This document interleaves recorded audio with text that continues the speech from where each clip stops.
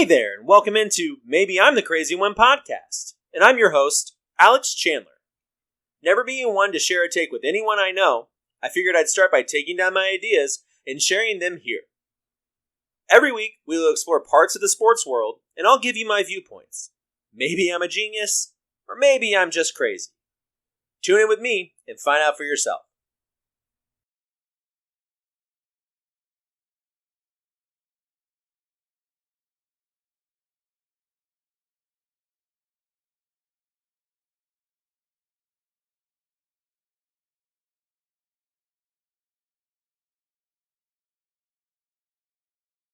Hey guys, and welcome in. It is episode 16 of Maybe I'm the Crazy One podcast. I'm your host, Alex Chandler.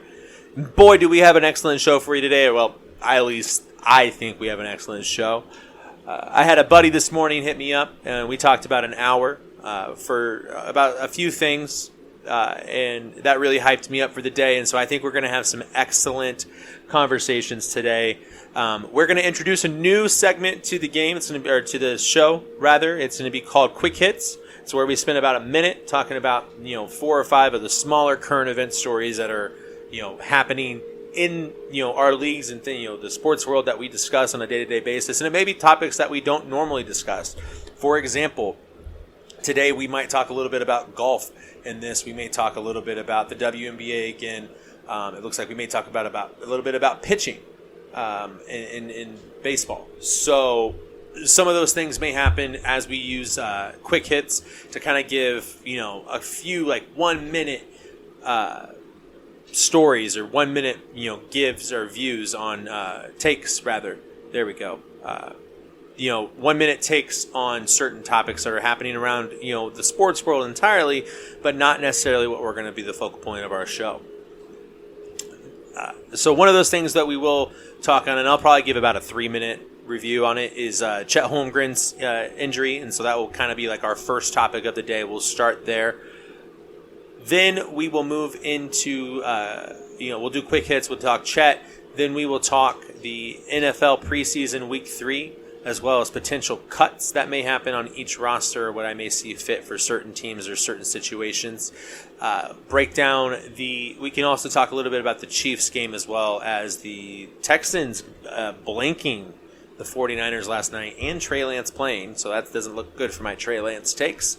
But either way, we can talk about that. We'll break a little bit down for week 3, that is, of what the preseason is. I'll give you some early fantasy advice as well as we wrap up this weekend, kind of what I see my board looking like at the top, maybe some sleepers as well. And then there's one topic that I want to touch, and this is going to be more for the local audience, and that's going to be our Sporting Kansas City fans, and kind of what's changed the last 3-4 games that I have seen. Maybe give some additional insight to some of my earlier takes from earlier in the year and kind of where I stand on those now. So without further ado, we'll get started with the show. One quick thing that I ask, we are so close to hitting our next milestone, guys, in terms of viewership. If you could, please share the podcast with as many people as you can. If you have socials and you want to throw it up on social, just copy our post. We'll be glad to make the post for you. We love all the support that we're getting.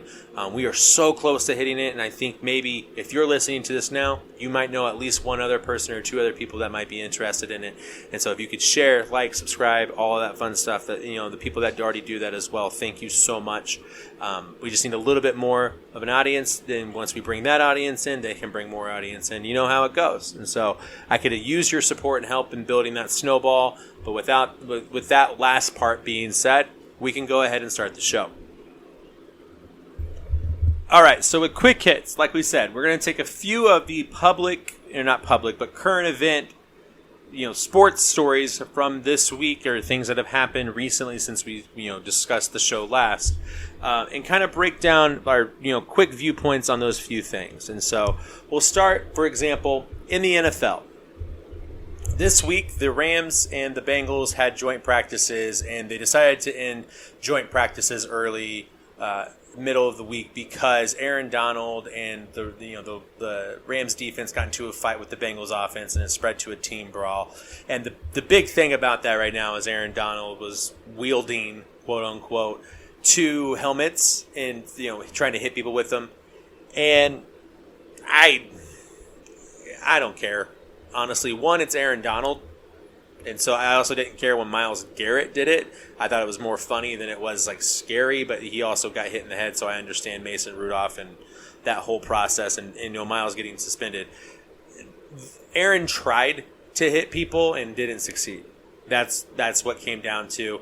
It was a scary sight. I don't think there's going to be any punishment or anything from it. And so we're reacting to the situation more than the result. And I think we need to take the result into effect. And both teams walked away. Nobody was upset or, super upset to the point where we know exactly, there's not any beef or feud happening currently between them outside of, what may have happened during the Super Bowl last year. And so I don't care about this. This is a non-story for me personally.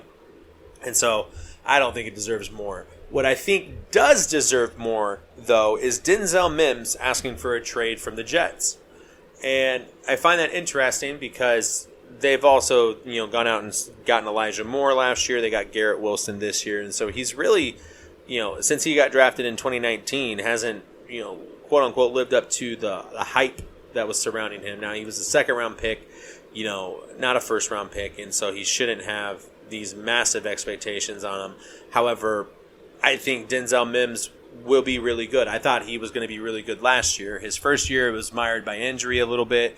Last year I thought he was going to have a better year, especially since they had Zach Wilson. Football was returning more to a normal feel for the season last year. There was still the COVID stuff, but it was few and far between as opposed to the year before that. There was fans in the stands. It was a bunch of different things.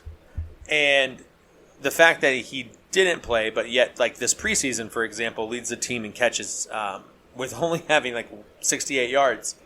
I think that speaks to the volumes that he's one of your best players. You're still not playing him. Let's give him another chance elsewhere. And so, teams out there definitely look at Denzel Mims. I thought he was going to be a top 8 or 10 wide receiver of his draft class. I thought he deserved to go a little bit higher than he did. And the fact that he didn't go higher, speaks to that point. To the point where he is now as well, where he's not getting the same time and minutes that he should be playing. But either way, neither here nor there. I think Denzel Mims is traded at some point in time, whether it's in the off, here in the preseason / off season still, not regular season basically, or if it's by the trade deadline. And then the third football thing that I kind of want to talk about for just a half second here is the passing of Lynn Dawson. We did a huge cameo on Bill Russell after he passed a few weeks ago. And Lynn deserves credit for everything that he accomplished in the league. He was in the league for 15 years, played the majority of his career with the Dallas Texans and eventually the Kansas City Chiefs. Won a Super Bowl, was Super Bowl MVP. Up until recently, that was the only Super Bowl the Chiefs had won. So he was a main staple in Chiefs history. He was also a huge figure in the community here in Kansas City.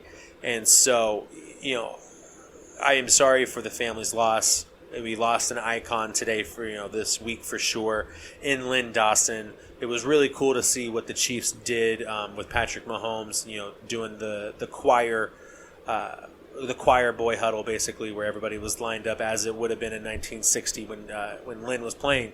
And so that was really cool to see as well. And so with all of that being said, I don't think he deserves as long of a show as Bill Russell, because all the greats do. But in terms of greatness, I don't know if he was on the same par as a Bill Russell or even a Vince Scully, who didn't even get a minute on the show. And so that's kind of my thought there. I will kind of leave it at that. I'm sorry for the family's loss. The sport itself lost a legend, and that is very sad. However,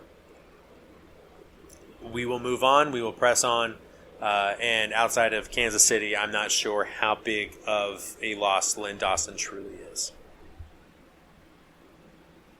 Which isn't an indictment on Lynn, by the way. That's nothing to do with him. That's more so just the way that sports fandom is, really. And so that it's not about him. It's more about everything else. Moving on to the NBA, there was a couple things here First off, the Lakers traded for Pat Bev. There is a belief that Russell Westbrook will also be traded potentially for Buddy Hield and Miles Turner still. But Pat Bev got traded for THT, Talon Horton Tucker, and Stanley Johnson to the Jazz. Bev obviously goes to the Lakers. And so that's an interesting move. It'll be interesting to see if they keep Westbrook and try to make him this corner three guy that they think they can make him into with Patrick Beverley because they have a negative history. Or if they end up trading Russ, and when LeBron signed that extension, he got some kind of guarantees or securities that the team was going to be better than it was the year before and that they wouldn't continue to hold on to these draft picks that they don't really need to hold on to. But the other big thing, and we'll jump this one to talk a couple other topics, but this one was about Chet Holmgren. He's going to undergo surgery for a Liz Frank injury and will be out the full season for the team. I'm kind of going to give you a little bit deeper dive into my feelings on Chet being out for the full season. I think it's more positive, honestly, than negative, and I'll explain that here in just a little bit. But the other thing, kind of talked for our baseball fans, or anybody who enjoys baseball, what's going on with the Yankees? Because at one point in time, it was believed that they might win 130 games this year, and instead now they've gone on some ridiculous, like they're like 11 or 12 games under 500 over the last 40, and so that's incredible. Or 50, sorry, and so that's weird. And they've gone on multiple 2-8 in our last 10 streaks over the last 3 weeks as well, and so that's scary. Now they are on a win streak right now. They have won 4 straight. They're still 7.5 up in the division over the Rays, and so they're still fine. But they're now second in the AL to the Astros, who seem to really be the team to beat at this point. Additionally, they showed the ability to beat the Yankees a few weeks back that really started this decline at the beginning, right before the All-Star break, right after the All-Star break, right in that area, when they played a 3-game set with the Astros, and the Astros won 2 of 3. It's kind of been downhill for the Yankees ever since. It will be interesting to see if they do hold on for the division or if Aaron Boone hits some more tables. So there's our one topic. Djokovic for tennis is not going to be traveling to the U.S. Open because he is unvaccinated and can't travel to the country. Again, not a story really. We're not going to get into the politics of that or what should be the politics because it really shouldn't be. It's 2022 at this point, almost 2023, man. You kind of got to know what you're doing and getting into, and if you want to be a professional and make those decisions, that's up to you. I'm not going to, sit here and kill you for it. It's your personal decision and personal choices. But in the terms of tennis, in the terms of a professional athlete, I am going to, provide the same level of rhetoric that I'd provide you if you were a regular person. And so, I think it's dumb. I think, if you're a professional athlete, that's your job. And if you want to keep and maintain your job, you should do what you got to do. But I respect his decision to not do it. And he seems to be pretty comfortable with the consequences of it. So at the end of the day, he's not complaining about it. He's not crying about it. And we are where we are. So back to Chet, because that kind of wraps up our quick hits. I'm kind of going to go into this a little bit further. We're going to deep dive into not deep dive because it's only going to be about 3 minutes here, but we're going to talk about Chet, his injury, and how I think it's actually a positive for him. And so to start off, what's the biggest knock on Chet Holmgren? Is it not his stature and size? He's a skinny, lanky kid that, stands behind a pole and you can't see him? Yeah. And so a foot injury, which sucks because he was out and he was playing a game that he necessarily shouldn't have been in, and you can't stop hoopers from hooping, so that's not a big problem for me personally, but I do understand the sentiment. Like, this was not an NBA game. It's not an NBA injury. But at the end of the day, he's an NBA player. And so, with that being said, it's his size. He needs to bulk up. And he now has a foot injury, which means what? He's not going to be able to walk normally. He's not going to be able to do leg day, really. He'll be able to do a leg day, but not both legs. And so, you don't usually do leg day at that point, and then he'll start his rehab, and he'll have all of that. But in terms of what he's going to now work on for the next, foreseeable future, next few months, is upper arm strength and shooting and upper body strength. And so he could potentially, while he's not being as active, mobily, he could still, he could then at that point start to bulk up, and we could see a difference in Chet, as instead of being a 7 foot 175 guy to being, maybe a 7 foot 215 guy, not maybe in 1 year, maybe a couple years, but we can start to see that growth and development in him from that size. Additionally, it means the Thunder should inherently be worse this year, which would mean that they would have a better chance at getting Big Vic Wembanyama. And so now then you say, hey, what if they do go out and get, Victor next year? At that point, their starting five would be SGA, Josh Giddey, a 3, whether it's Lou Dort, one of the Williamses, Poku, whomever, Chet, and Big Vic. And, whoever you don't have starting, whether it's Lou Dort, Poku, one of the Williamses, all those guys are coming off the bench, let alone Theo Maledon, or any other guy that they pick with their 45,000 first-round picks over the next 5 years. Not only does that make the Thunder a better team now, it makes them a better team next year. And it moves Chet off the block to where he can be that stretch 4 for the team. And and being that stretch 4 has to do less physical activity, less physical, implication to his position.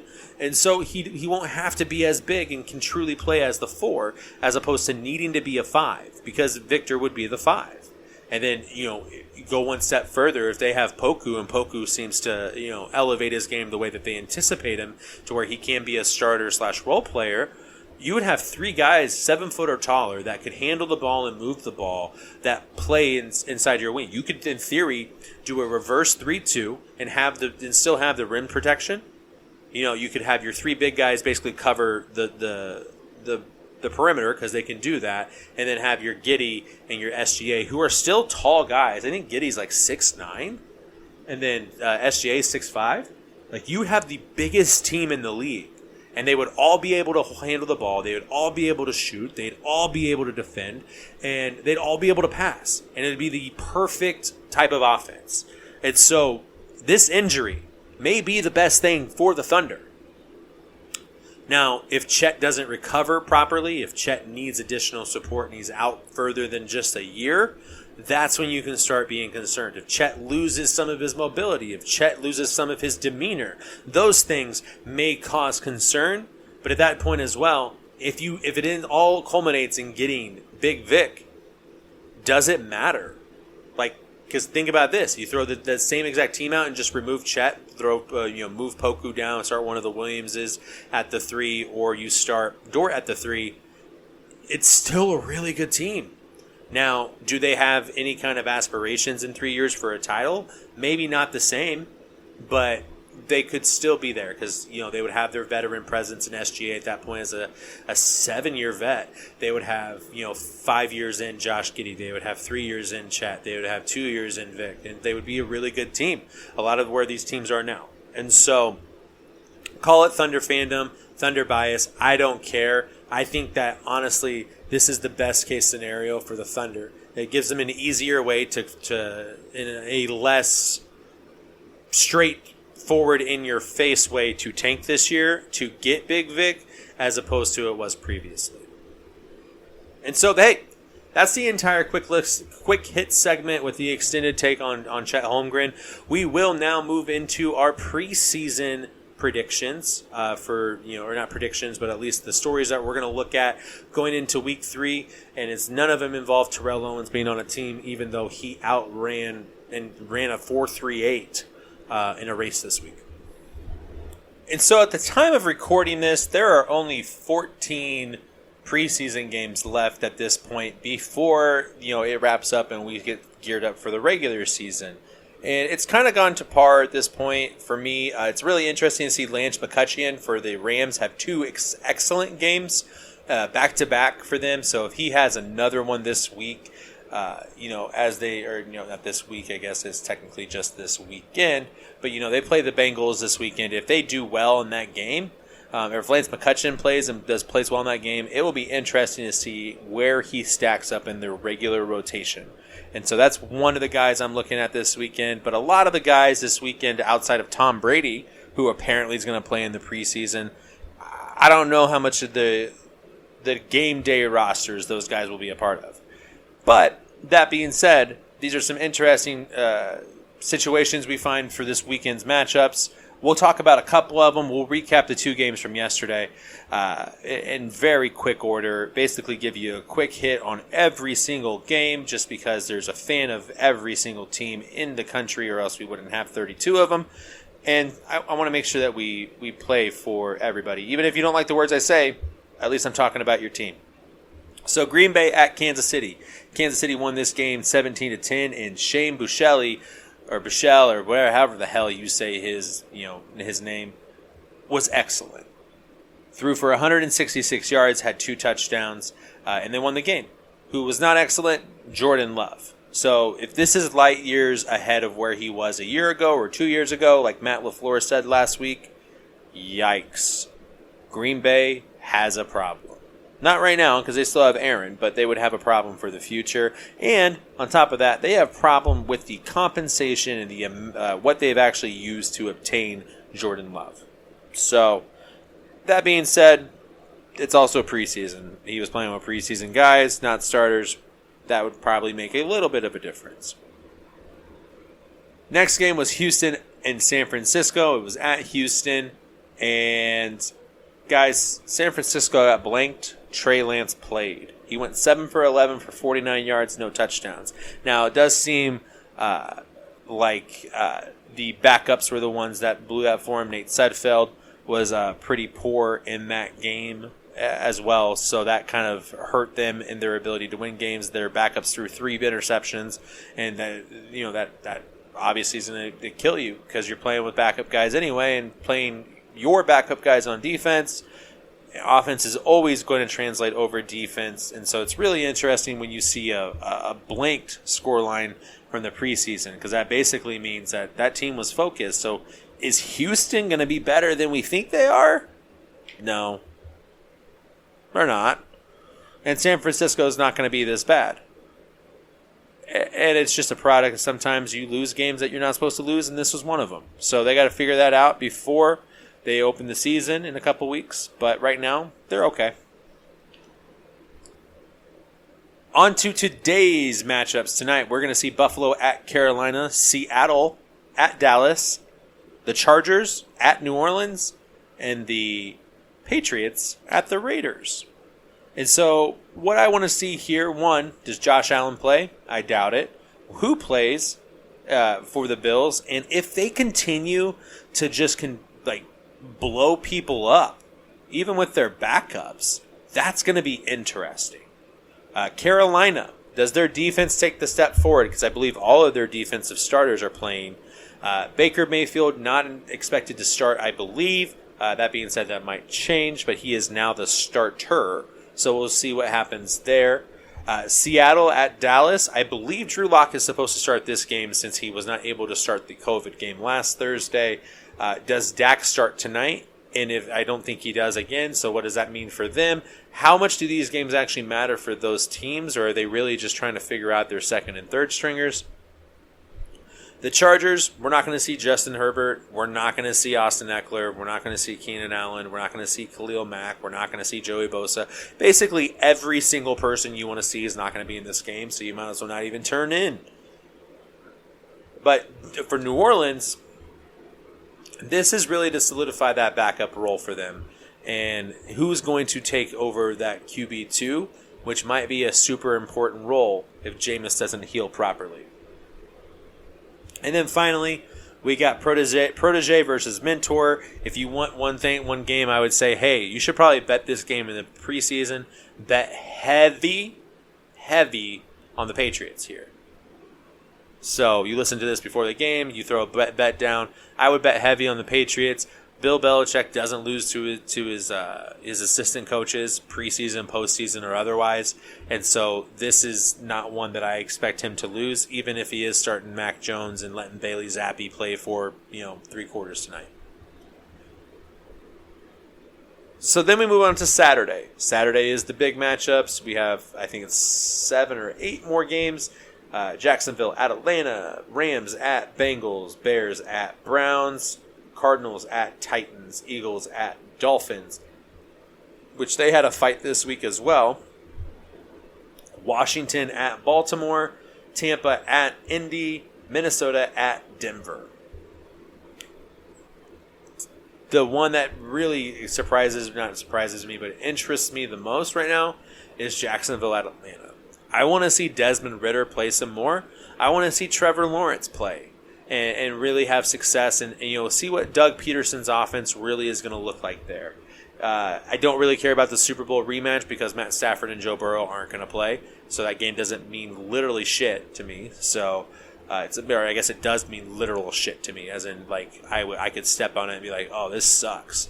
The Bears at Cleveland. That's not interesting because it's the Bears and it's Cleveland, and we've already shown our disdain for that club and organization already. The Cardinals and the Titans. Now that game's interesting only because Kyler's interesting and Malik is interesting. And I want to see how much Malik plays and what the gameplay looks like now that we've seen him in game action 2 weeks in a row. First game, he was sensational. Second game, he was good. Still scored a touchdown, but was more inaccurate. So I'd want to see him, kind of take a step forward in that regard. Maybe instead of being 6 for 15 or 6 for 11, we see maybe like an 8 for 13, and I feel better about that. Additionally, if he makes like 2 big plays or scores multiple touchdowns, I feel better about it there too. The Eagles at the Dolphins. Do we see Jalen this week? I'm not sure. We probably do see Tua in a tune-up game with the whole offense, I bet. If we don't, we get to see Skylar Thompson, and I think that's going to be really exciting. I know there's been a big contingency saying, of K-State fans as well as now some Miami fans saying Skylar might be better than Tua. I don't think that's the case. I got to watch Skylar play for 5 years at K-State. I don't think he's better than Tua. I think he might be playing the system better and might be trying more. And he's definitely a better thrower of the football. But I don't think he's a better overall quarterback. And so I think we see Tua for the foreseeable future. But it'll be interesting to see the Eagles and if they can get a dub this week. Washington at Baltimore. The first true test for Carson Wentz, as long as he plays here, is going to be Baltimore's defense and potentially beating them and destroying their preseason winning streak. It's now up to 22 games now. That would be crazy. Like, I talked about this with my friend, and this is part of the conversation that we had that I discussed earlier, but like, let's look at something real quick and take a quick sidebar down this road. Carson Wentz. There's this belief that Carson Wentz is not a top-end quarterback. And I don't agree with that, and I tend to push back on most of the narratives that we hear about Carson Wentz, minus his leadership, which does have some question marks. However, the biggest thing that we always get pushed back on is the injuries, and I'm like, hey, he's only missed 8 career games, maybe 9 now, regular season games, and he's been in the league now. This is going to be his 7th or 8th season. And so he's played in over, about 112 games off the top of my head. Or been available for 112 games or to play in. He's played in 104 of those. Well, he played in 111, was available for 104. He's not an injury-prone person. He's played more games in the last 5 years or 4 years than Patrick Mahomes, than Lamar Jackson, than Joe Burrow, than a myriad of other players that are top 5 players. Matt Stafford. Aaron Rodgers missed more games in the last 2 years than Carson Wentz has. Tom Brady has missed more preseason games, I guess, but not regular season games. So, there's been moments where Carson hasn't been available in his career, yes, but not more than any other player. Additionally, Carson comes out this year, plays for these Commanders that most of the people outside of this show believe are going to be, mediocre at best, 7-10. What if he comes out and goes 12-5, guys? So it would start here. He beats the Ravens, which nobody's done in the preseason since 2015.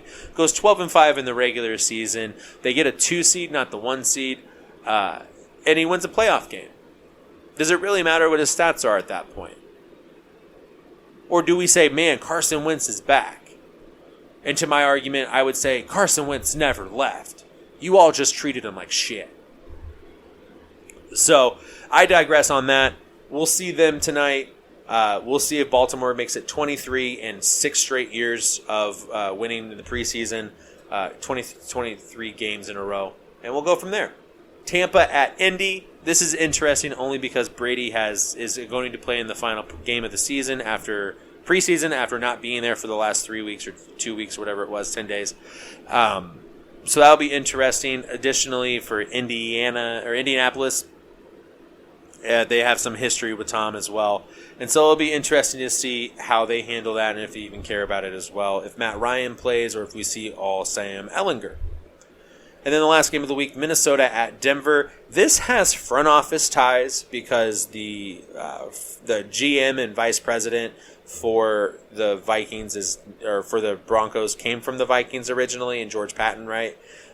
So that's going to be interesting to see if there's any kind of shaping there. Also, was this put on the schedule because of their relationship?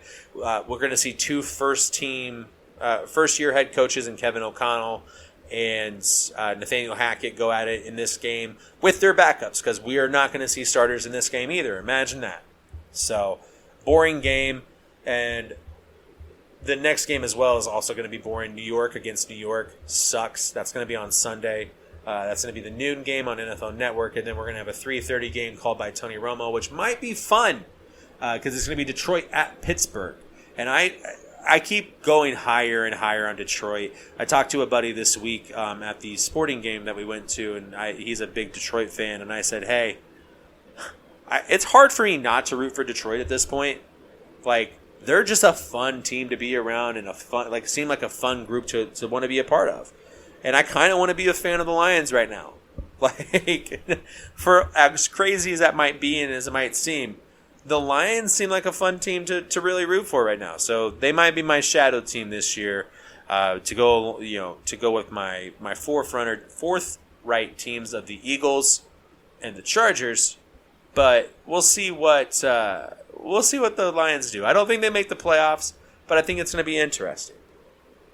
And so with that being said, that's our week in the football, guys. And that's going to wrap up the preseason segment of this and the preseason for the NFL itself. We're going to have roster cuts next week as well that have to happen. So teams will have to go down from 80 men to 53 men. And so we'll see some players moved. What will be interesting is see what veteran players are cut for like cap saving measures or because rookies have shown out in preseason and through training camp. And so they've become expendable. And if those players end up re-signing or signing deals elsewhere, if they get picked up off of waivers, what ends up happening versus if they have to sit out the rest of that year and then they're free agents for next season and, what guys we would see there. So that might be a segment on next week's Friday show because I believe the cuts have to happen by Thursday. We might be able to sneak it in on Tuesday if we see cuts happen before that. However, that's going to happen next week. We'll go deeper next week as well into fantasy football content. However, I will get to some fantasy football content next. And then from there, it's the season, guys. And football's back, baby. Meaningful football will be back. And I think it actually technically comes back next weekend with college football. In some of those kickoff games. And so that will be a fun time as well. I can't wait to break down all of that with you too. Of course, we will recap Season 3 on Tuesday, or not Season 3, but Week 3 of the preseason on Tuesday. Talk about some big movements, maybe some shocking cuts that we have seen to that point in the week. And ultimately, have a really great show for you on Tuesday and Friday next week as we talk about those moves, teams' moves, and how they may affect the preseason rankings that we gave, or standings rather. And then lastly, give you a full breakdown of what our fantasy stuff looks like in terms of my personal big board. And so with that being said, let's take a quick, 3 minutes, something like that, talking about, just a high-level overview. If you have some fantasy drafts this week and you want some advice, right? First and foremost, the thing I would look at this year It's not the running backs. I think with the way that the game has transitioned to the success that the Bengals have had, the Rams have had, and the Chiefs have had, with as well as the 49ers with Debo, and what I can only assume is what the Dolphins are going to try to recreate in Miami with Reek, is that the short game spacing for wide receivers, like within a half or of a yard and a half within the line, give or take the front side or the back side of the line, behind the line or front, moving, advancing forward. That's where a lot of this game I think this year is going to get played. And so while running backs are important, if you can get Jonathan Taylor, get a Jonathan Taylor. If you can get, that's part of the reason I'm telling you not to take the running backs is because you think about it, like Jonathan Taylor, yes. Derrick Henry, maybe. Alvin Kamara might end up suspended. Joe Mixon, sure, if he's healthy. That's kind of why you don't want to look at these running backs right now. I think your safest bet might be Elijah Mitchell. If you're looking for somebody who's not like the top 5 guy, but still going to be productive. DeAndre Swift is interesting. Stay away from Miles Sanders. I don't trust the running back in Philly, even though I like the core group. I just, for a fantasy perspective, Miles Sanders, not somebody I'm looking at right now personally. Seattle has nobody. The Browns, Nick Chubb is interesting, but again, has injury concerns. Kareem Hunt is an interesting one. Should he be your handcuff, or should Dearness Johnson be? Is Kareem going to play? Is he going to get a new deal? What's going to happen there? But wide receivers, hear me out. I think there's about 30 that can break 300 points this year if you're in especially if you're in a PPR league. But I think there's about 20 of them that are going to have at least 1,000 yards this year, 22 maybe even. And I think there's about a dozen that are going to have 8 or more touchdowns. I think it's a huge passing year, and I think we're going to see a lot of those touches and a lot of those short yardage plays turn in for long plays because I don't think defenses actually tackle anymore. I think it's harder for us to see truly good and dominant offensive play because the defense itself has let down that level of play. Now, there are some great defensive players out there. Your Mika Fitzpatricks of the world, your Jalen Ramseys, your Leonard Floyds, your Roquan Smiths, those guys that are excellent, tacklers in space. But for the most part, those aren't your cornerbacks. At best, they're your wide receivers, and there's a couple corners that can tackle really well. Darius Slay, for all of his accolades, one of his best attributes is tackling. To that same effect, though, there's some cornerbacks out there, really good corner covers or cover guys. Wow, sorry, like your Chris Harris's of the world that weren't great tacklers. And aren't great tacklers, but they're good. They're good at leveraging you not to throw at them, and so ultimately look better. Xavier Howard, another excellent coverage guy, not a great tackler. So I think defenses have caused us to do that, and I think with offenses getting faster, these receivers getting faster in space, but corners. One thing I noticed at the draft combine the last few years, corners haven't had the same high water marks. And as many high water marks in terms of speed as receivers have. Now, they haven't had as many low water marks in terms of slow receivers as receivers have. Of course, there's more there than the cornerbacks. But corners typically haven't been as fast, but they haven't been as slow. And so when you get those fast receivers in those spaces, if you start running these actions, these pre-snap actions to get the balls, on these dump passes, I think receivers are going to see an increase in touches more so than the running backs will. I think you have about a solid 4 or 5 guys that are going to get their touches no matter what. That's going to be your Jonathan Taylors, Nick Chubb, probably Najee Harris is another one from Pittsburgh. Maybe J.K. Dobbins if he stays healthy for the Ravens. So ultimately, I think you need to go wide receiver heavy this year. I also think there's about 20 quarterbacks that can provide serviceable numbers and statistics and results for you in your fantasy drafts. This year, as a part of the show, we're going to do a little gimmick as well. We are going to be participating in an exorbitant amount of drafts as well as leagues this year. And so as a part of the show, we will break down our personal fantasy numbers, but like kind of where we go wrong and where we go right. And we can kind of make fun of my ineptitude in terms of fantasy. And speaking of ineptitude, I got to talk. It's been the last, 5 minutes of this show here, talking about Sporting Kansas City in MLS soccer. And we've done a special episode on Sporting and one of their particular players in general, and Kyrie Shelton. And if you haven't heard it, you should definitely go back and listen to it. I think we've talked a couple times as well about soccer on the show in terms of like officiating, coastal biases, stuff like that. So it's not foreign to the show, and we typically only talk it when I have some pretty passionate takes. And this is not going to be any different, because here's my thoughts. And in case you were unaware, Sporting went the majority of July without scoring any goals. And in the last 3 games, they've scored 10. And in those games, they're 2-1.